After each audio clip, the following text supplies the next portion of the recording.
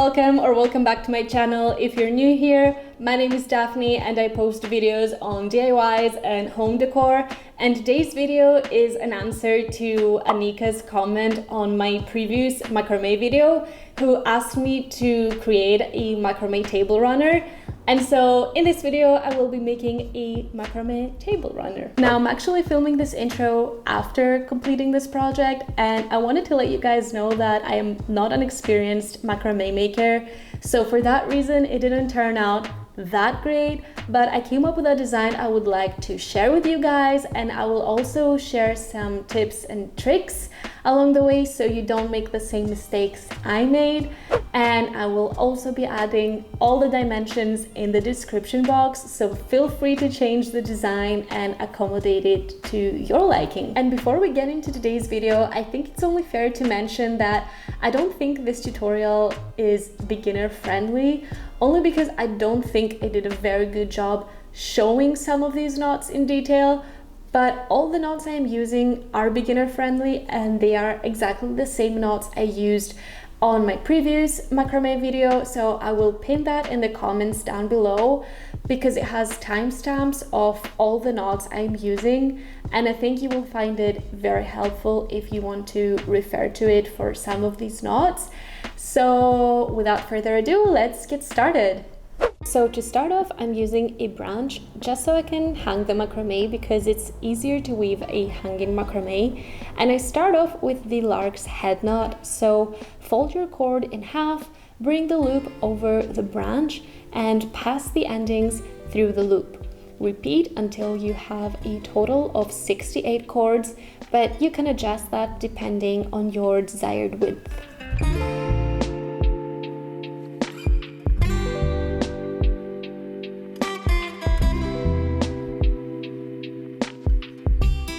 And as you guys can see, the cords are pretty long, so I wrapped each cord with some tape to make them easier to work with. I ended up making them shorter later on because they were still pretty long for me. Then I took an extra cord and hanged it on the left hand side and made a double half hitch knot.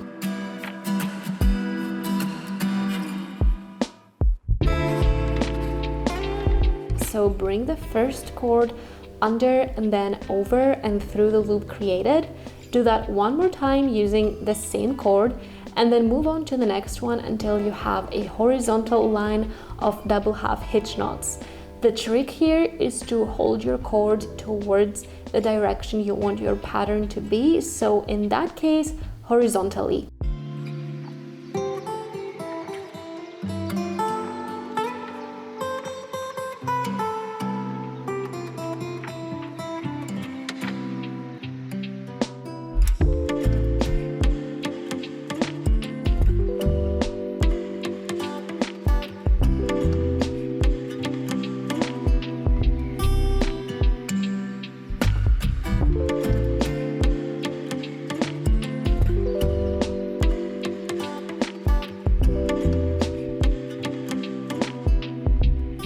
When your knots are completed, tie a knot with the extra cord on either side and cut off the excess.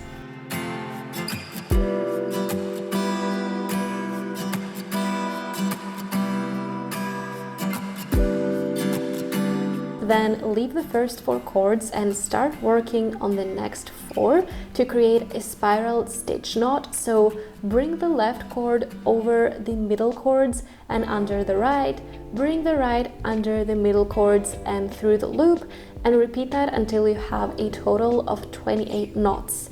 You will see your cords start spiraling after a few knots, and as you guys can see, my cord was pretty long at that point and it made it a little bit difficult to work with.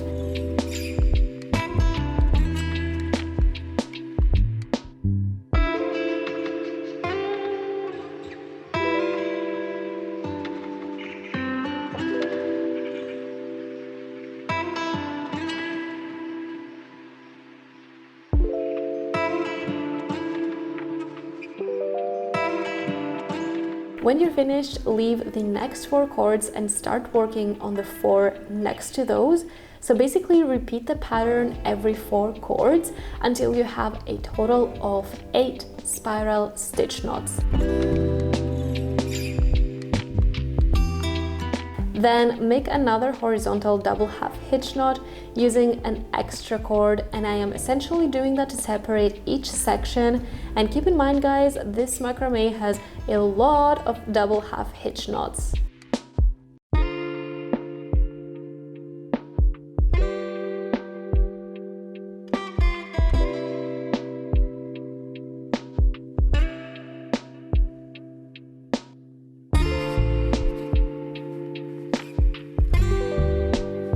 Next, create a square knot for every group of 4. So starting from the left hand side, bring the left cord over the middle cords and under the right cord, pull the right cord under the middle cords and through the loop, and then do the exact opposite. So bring the cord over the middle cords and under the left cord, pull the left cord under the middle cords and through the loop, and do that until you have a horizontal line of 17 square knots.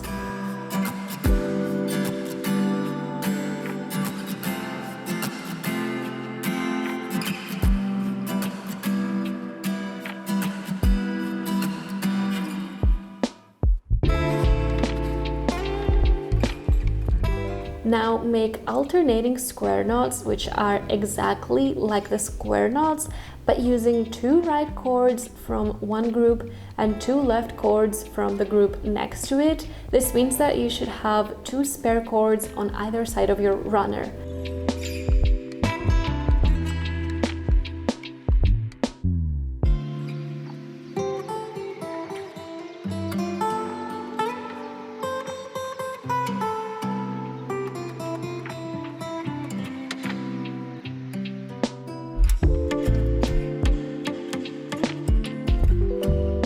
Then start again from the beginning and then again with the alternating square knots, and do that until you have a total of 11 rows.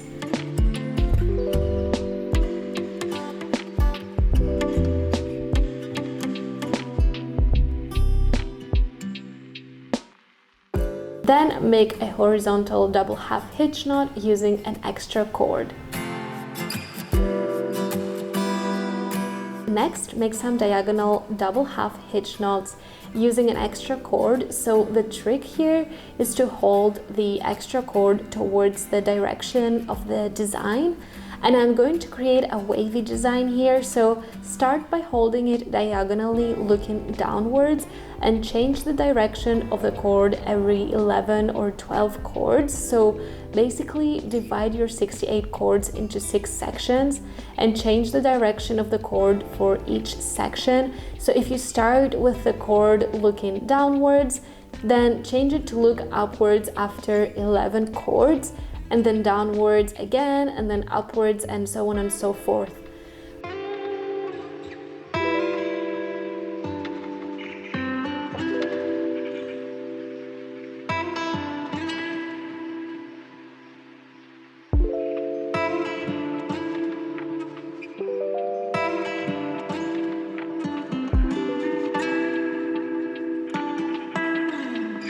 When you finish, tie a knot and cut the excess, and then create another one of those right underneath so that they look like they touch each other. Then leave about 5 centimeters and repeat the same pattern.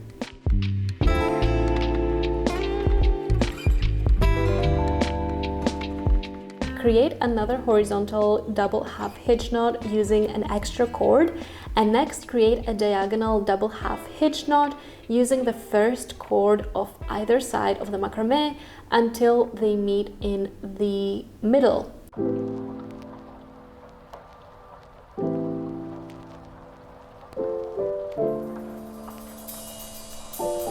Tie a double knot with the 2 middle cords and repeat again the same V pattern right underneath.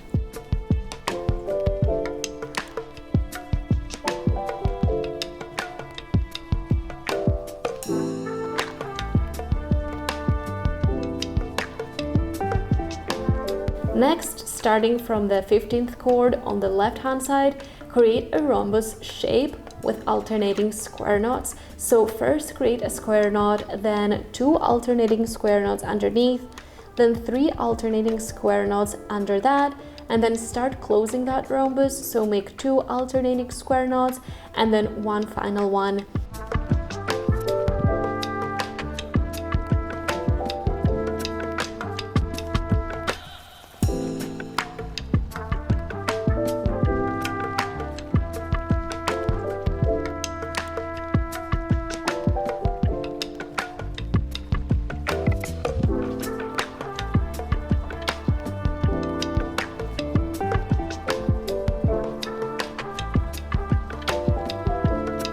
Repeat on the right hand side. Now I'm going to create another pair of diagonal double half hitch knots. This time I'm starting from the middle chords instead of the outer ones, and I'm essentially creating a reverse V so that the whole section looks like a big X. Then I'm going to create the center of the runner, which is going to be a big rhombus with diagonal double half hitch knots on the outline and filled in with alternating square knots. So I made my diagonal double half hitch knots starting from either side of the macrame and looking upwards until the outer chords met in the middle. I secured them with a double knot, and then I made a square knot for each group of 4, starting from the 3rd chord of either side. So you should have 2 extra chords on the left and 2 extra chords on the right side. And this is where I made my first mistake. If I were to do it again, I would skip this step and continue with the next one, which is to create a big rhombus of alternating square knots, just like I did previously. And that's because when I'm about to close the rhombus, the top and bottom part of the rhombus are not the same, as you'll see later on. It's not that big of a mistake because I think you can't really see it unless you know about it. But basically this is where everything started going a little bit downhill for me, and I think that's because at that point I was already on my 4th day of weaving and I was getting pretty tired of it because I was weaving all day long. It took me 6 days to finish it and I had no idea it was going to take me that long. I really thought I could finish it in 3 days because I knew all the knots, but it ended up taking way longer. I finished watching like 4 or 5 TV shows, so that's definitely one thing to keep in mind, that it takes really, really long. So I am making my alternating square knots starting from the center of the macrame, and I will start closing it once I reach the first square knot on either side.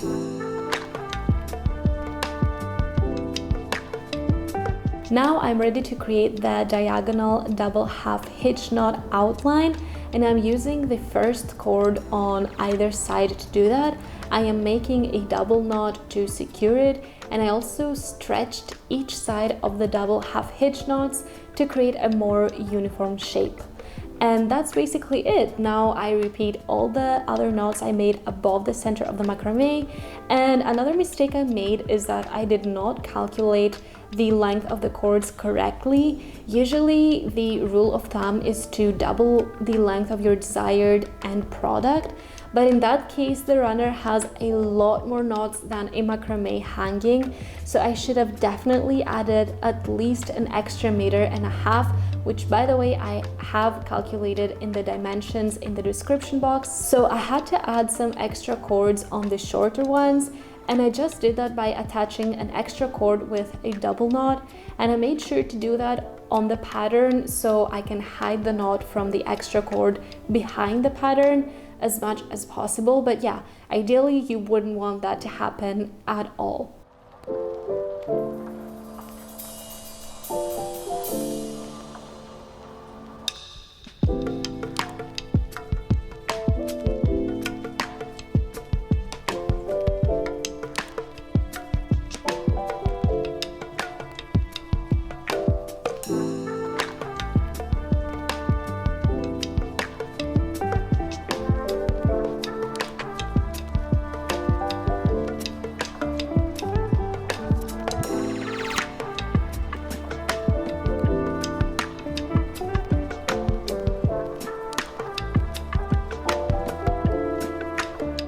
When I made the final horizontal double half hitch knot, I cut some of the excess cords, creating a fringe, and I also detangled the plies on each cord, and then I used a hairbrush to brush the fringe. I repeated on the other side, and once I was done, I stretched the runner off camera because some knots were a little bit too tight, and that completes the macrame table runner project.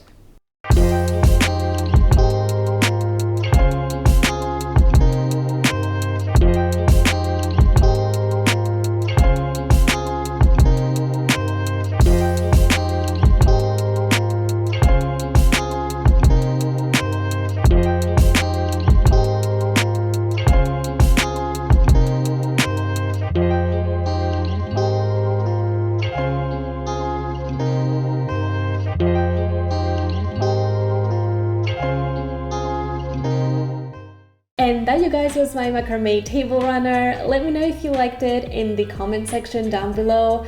I fear there might be too many things going on, but in any case, I think I will never make a macrame that big, like, ever in my life again, only because it takes so long to make, and I always underestimate how long it's gonna take me to make it. But if you like this video, please give it a big thumbs up, and also don't forget to subscribe to my channel for more home decor and DIY content. I swear it's better than today's video. And also click on the notification bell to get notified whenever a new video comes out. Thank you guys so much for watching, and I will see you in the next one. Bye!